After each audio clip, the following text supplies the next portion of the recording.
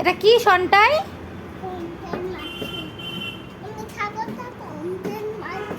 তুমি খাবে?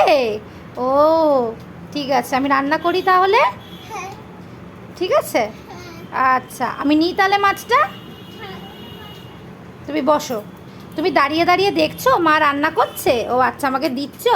ঠিক আছে, তুমি দাঁড়িয়ে দাঁড়িয়ে দেখছো তোমার মা। আজ কুট্টুসকে দুপুরবেলা পমপ্লেট মাছ রান্না করে দিয়েছিলাম। দেখতেই পেলে কুট্টুস হচ্ছে খুব এক্সাইটেড পমপ্লেট মাছ খাবার নিয়ে। আর তার থেকেও বড় কথা, কুট্টুস হচ্ছে এই একটা মাছই চেনে, সেটা হচ্ছে পমপ্লেট মাছ। সব মাছকেই পমপ্লেট মাছ বলেন। উনাকে আজকে আমি হচ্ছে পমপ্লেট মাছটা গ্যাটে কচু, আলু আর টমেটো দিয়ে করে দিয়েছিলাম, পেঁয়াজ কালো জিরে ফোড়ন দিয়ে।